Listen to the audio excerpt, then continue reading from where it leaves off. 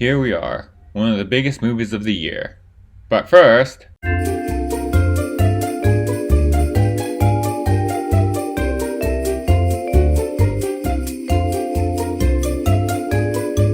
The Weekend Away. The family watched this on Netflix on an impulse last weekend without knowing anything about it. Turns out it opened that same weekend, so now I have to talk about it when interest is high, although nobody probably cares about this, so it's just another thing getting in the way of what you really clicked on this video for.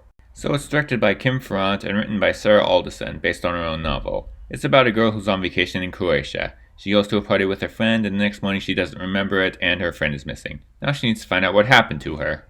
I just realized how much that made it sound like The Hangover when it's really nothing like that movie at all, and not just because it's a thriller.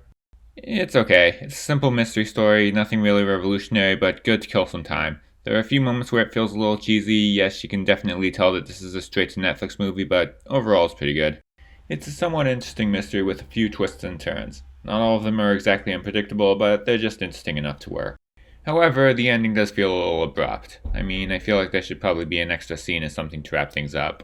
But despite that, this still works as cheap entertainment. I probably won't remember what happened in this movie by the end of the year or so, but it's a perfectly decent mystery thriller. Take my breath away and make it last forever.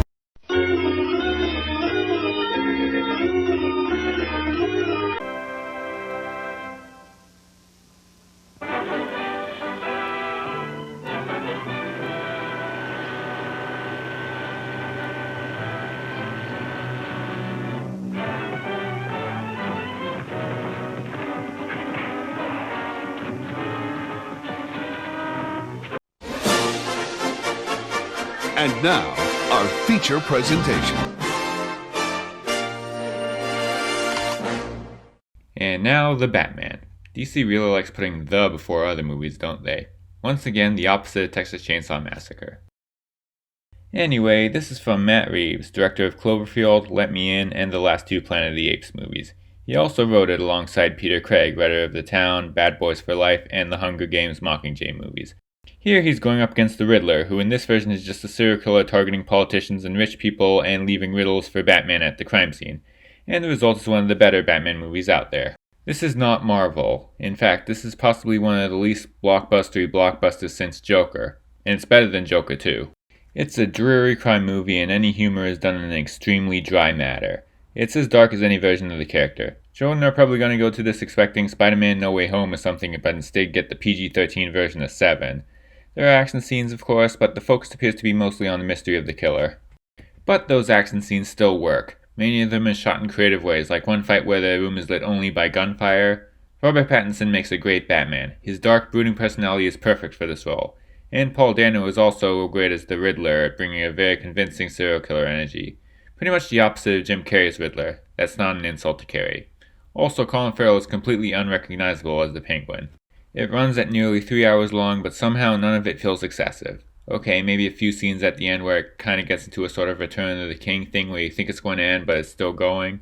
But other than that, this is a long story that keeps you completely invested the whole way through.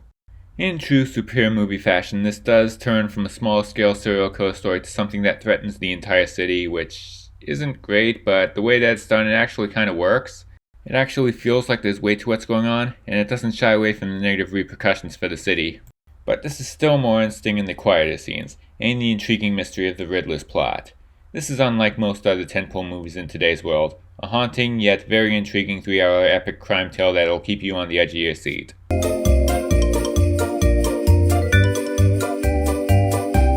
Also, join my Patreon, link in the description.